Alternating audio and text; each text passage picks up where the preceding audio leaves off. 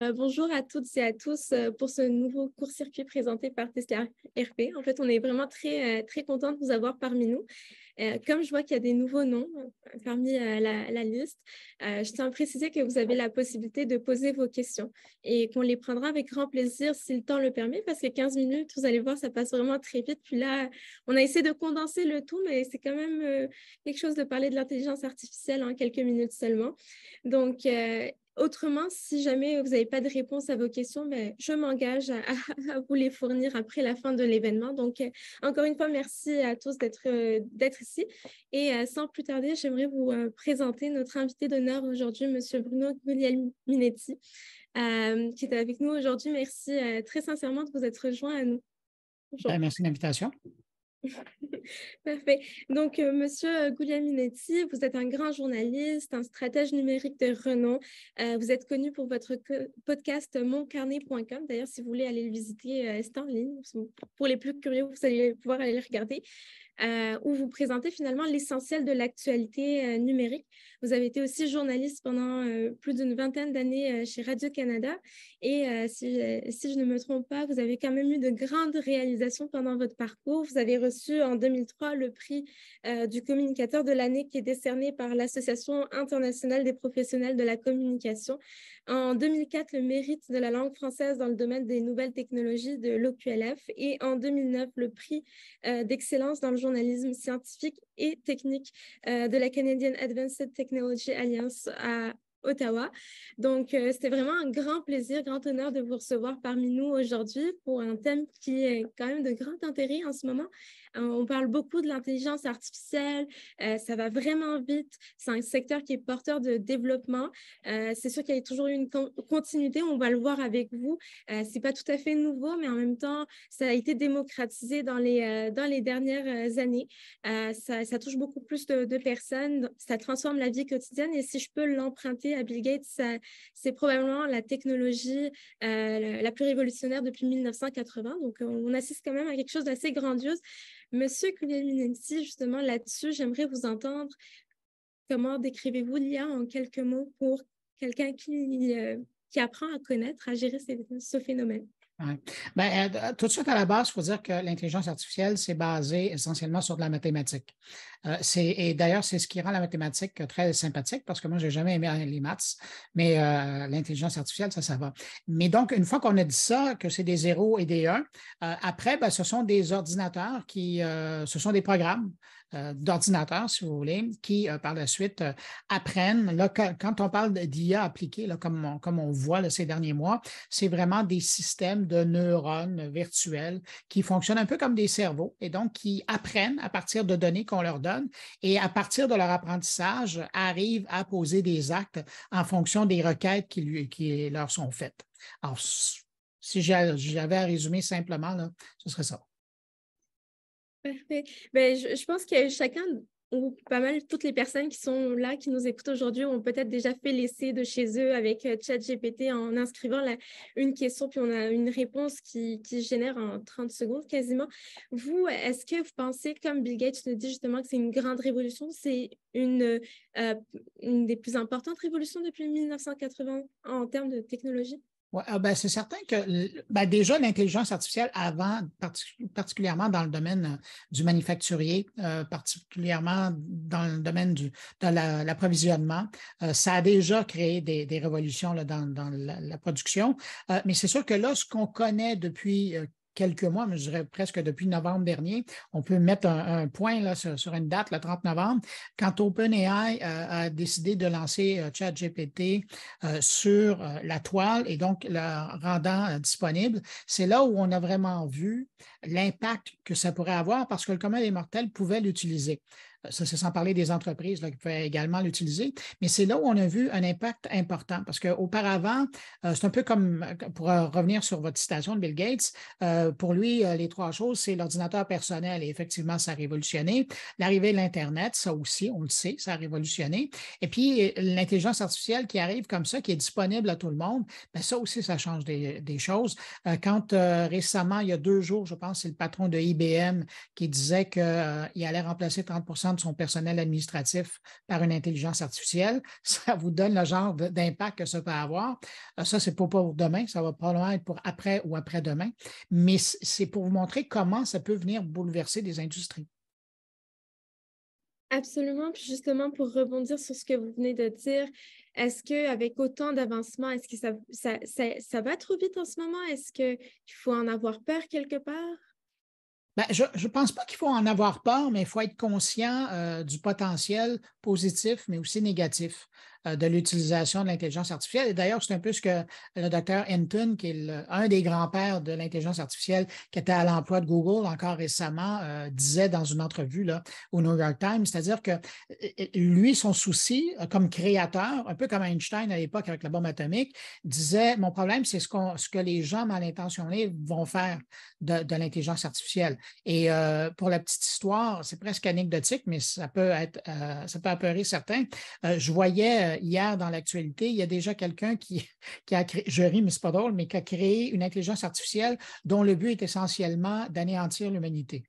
Alors, vous voyez, quand on parle de gens malsains, là, avec des approches un peu bizarres, bien ça, c'en est un exemple. Il y a aussi les plus concrets, c'est les groupes terroristes de hackers qui, eux, utilisent les intelligences artificielles génératives pour arriver à bonifier leur code d'attaque pour que ceux-ci soient plus efficaces lorsqu'ils font des attaques en ligne. C'est pour vous montrer. Donc, il y a de ça, mais il y a aussi tout le risque de désinformation. Et ça aussi, c'est dangereux. Les fausses photos, les fausses vidéos, les faux textes, les fausses voix qui vont permettre d'être utilisés pour faire de la désinformation. Mais ça, c'est le côté négatif. Alors, il faut être conscient de ça. Il faut s'assurer que les pays légifèrent dans le domaine pour s'assurer qu'il y a des balises pour opérer ces outils-là. Puis justement, là-dessus, si je ne me trompe pas, justement, il y a eu plusieurs lettres ouvertes qui appelaient, une première qui appelait à un moratoire sur le développement de l'intelligence artificielle, une autre qui appelait à instaurer un cadre national, une politique, une réglementation, peu importe comment on peut le qualifier, mais pour venir baliser justement, puis viser ce qu'on appellerait du développement de l'innovation plus responsable, plus éthique. Et là, ça soulève aussi plusieurs questions en termes d'éthique parce que pour le commun des mortels qui utilisent maintenant ChatGPT dans leur quotidien au sein des entreprises, est-ce qu'il y a des questions aussi d'éthique qui sont reliées à l'utilisation de l'intelligence Ah, artificielle? tout à fait, tout à fait. Il y a des questions d'éthique et il y a des questions de sécurité. On l'a vu récemment dans l'actualité, je pense que ça fait une semaine ou il y a 2 semaines, des ingénieurs de Samsung qui, voulant bien faire et en voulant aller plus vite dans leur recherche, ont décidé de balancer de l'information qui était stratégique de l'entreprise sur un projet sur lequel ils travaillaient dans GPT et juste pour voir qu'est-ce qui allait en sortir. Mais le problème, c'est qu'une fois que vous mettez ça dans la machine, vous ne pouvez plus le retirer. Donc, ça fait partie de l'intelligence de ChatGPT 3 et 4. Et donc, ça, c'est de l'information qui pourrait servir à d'autres gens qui ne sont pas de Samsung pour travailler sur des projets. Ça, c'est un truc. Après, vous avez de l'autre côté, ben, c'est l'éthique, c'est dans le domaine du service, par exemple. Une entreprise qui va rendre des services, par le passé, c'était des humains qui faisaient le service. On utilisait des logiciels, mais en bout de ligne, c'était la pensée humaine qui allait produire quelque chose. Ben là, aujourd'hui, c'est possible de rendre ces mêmes services, mais basés sur des créations qui viennent totalement du virtuel et qui sont faites par des agents conversationnels ou l'intelligence artificielle générative. Ben, qu'est-ce qu'on fait avec ça? Est-ce qu'on le dit au client ou est-ce qu'on ne le dit pas? Parce que si on lui dit, il va se demander ben, pourquoi je paye si c'est une machine qui le fait plutôt que vous. Il y a des questions d'éthique là-dedans. Dans quel contexte on va l'utiliser? Dans quel contexte on ne va pas l'utiliser? Puis vous avez même le domaine de l'éducation qui est en train de réfléchir là-dessus. Vous avez l'Université du Québec à Chicoutimi qui va faire un gros colloque là, où les gens qui sont derrière la pédagogie universitaire vont se rencontrer pour justement réfléchir sur comment on intègre l'intelligence artificielle dans l'enseignement. Moi, je donne un cours à l'UQAM. J'ai décidé que j'allais montrer aux journalistes, aux futurs journalistes, comment intégrer ça dans leur production parce que ce sera des outils de demain, mais il y a des questions à se poser. Oui, absolument. Puis justement, quand vous dites outils de demain, mais il y a aussi des métiers de demain là-dedans qui viennent avec. Ah Euh, oui. on en avait brièvement parlé quand on s'était rencontrés la première fois, mais on parle de nouveaux métiers, des métiers qui vont très haut. Et je vous laisserai aller Ouais. là-dessus. Ben oui, justement parce qu'une intelligence artificielle, c'est formidable, mais il faut d'abord être capable de lui poser des questions et de savoir comment on pose des questions. Et si vous faites un peu de recherche, vous allez voir qu'il y a des postes maintenant qui se créent, qui sont des request specialists, donc des experts en requête d'intelligence artificielle. Et ces gens-là développent une expertise pour poser les questions, mais avec les bons mots. Et il s'agit d'une nuance d'un mot dans une requête pour que vous n'ayez pas du tout le même type de résultat. Et donc, si vous voulez vraiment utiliser au maximum l'utilisation d'un chat GPT, par exemple, si on prend le cas de lui, ben, il faut s'assurer que la personne ait la bonne requête et sache travailler et bonifier sa requête pour arriver à l'essentiel de ce qu'elle veut avoir comme résultat. Alors ça, c'est une spécialisation.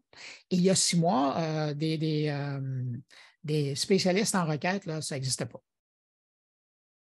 Alors, du coup, sur le marché du travail, on assiste quelque part à une création, en tout cas le mot, destruction créatrice, mais on assiste à l'émergence de nouveaux métiers et à la destruction d'autres. Ouais. Est-ce que ça peut faire peur? Oui, ben écoutez, l'arrivée de l'Internet et de l'ordinateur, c'est ça que ça a généré aussi, hein. Ou puis même si on remonte avant, quand les voitures sont arrivées, il y a des charrettes qui ont arrêté de fonctionner avec les chevaux. Les chevaux ont trouvé un autre usage. Puis avant ça, les Romains qui ont développé la canalisation, ils ont fait perdre leur job aux porteurs d'eau. Ça a toujours été ça dans l'évolution humaine. Alors là, on est rendu à un autre stade et il y a des emplois qui vont se créer. Les gens en informatique n'ont jamais été autant en demande et ça ne sera pas un domaine dans lequel ça va diminuer. Mais de l'autre côté, c'est ça. Il y a des gens qui faisaient du boulot répétitif qui, eux, seront appelés à d'autres tâches parce qu'on n'aura plus besoin d'accomplir ces tâches répétitives-là. Effectivement. Puis justement, comme on a beaucoup parlé des craintes ou des aspects plus négatifs, entre guillemets, de l'intelligence artificielle, c'est quoi les opportunités que vous voyez en général, mais plus précisément pour les entreprises? Ouais. Aujourd'hui, demain, ce sera peut-être autre chose, mais aujourd'hui, c'est sûr que l'intelligence artificielle et quand on pense aux agents conversationnels, là, pensons au chat GPT et ses cousins, ce sont de formidables assistants au quotidien dans les tâches de tous les jours, quand vient le temps de travailler, quand vient le temps de créer. Le syndrome de la page blanche, il n'existe plus avec ce genre de choses-là. Si vous ne savez pas par où commencer un projet, que ce soit un PowerPoint, que ce soit un projet, que ce soit une lettre, vous allez sur un agent conversationnel comme ça, vous lui balancez l'essentiel de ce que doit contenir votre document et il va déjà vous donner un canevas. Alors, ce canevas-là, vous le prenez, puis après, vous travaillez là-dessus. Et c'est ça, moi, je le vois, et d'ailleurs, je l'utilise depuis quelques mois comme ça. C'est un assistant qui m'aide à la production, qui m'aide à rédiger des documents, qui même m'aide à analyser des contenus pour voir l'intérêt, corriger même certaines choses. Alors, c'est vraiment un assistant très puissant, mais évidemment, il faut l'apprivoiser. C'est comme tout. C'est comme au départ, l'Internet, il fallait l'apprivoiser et d'autres technologies. Alors ça, on doit passer par là. C'est un cycle dans la vie. Effectivement, pour terminer, parce que je vois que le temps est passé très vite, j'ai une dernière question, cette fois-ci de ChatGPT lui-même. C'est lui qui vous la pose. Comment l'intelligence artificielle pourrait-elle évoluer à l'avenir? Comment vous la voyez, en fait? Aïe, aïe, aïe. Un peu comme le docteur Hinton le disait, elle va évoluer de façon positive parce qu'elle va nous permettre de faire de meilleures choses, probablement de prendre moins de temps pour faire des choses. Donc, à la limite, on en fera peut-être plus. Mais de l'autre côté, c'est sûr qu'il va y avoir des dérapages. Ça, c'est inévitable parce que c'est Molière qui disait où il y a de l'homme, il y a de l'hommerie. Alors, c'est sûr qu'on va devoir vivre avec ça. Alors, il faudra garder un œil puis s'assurer que les gouvernements, eux aussi, gardent un œil pour bien légiférer et encadrer l'utilisation qu'on peut en faire. Je pense que c'est une très bonne conclusion, mais j'ai vu une question de dernière minute, alors je me permets de la poser pour la personne qui l'a donnée. La personne dit, le Québec n'a toujours pas légiféré pour Internet. Comment va-t-on s'y prendre avec l'intelligence artificielle?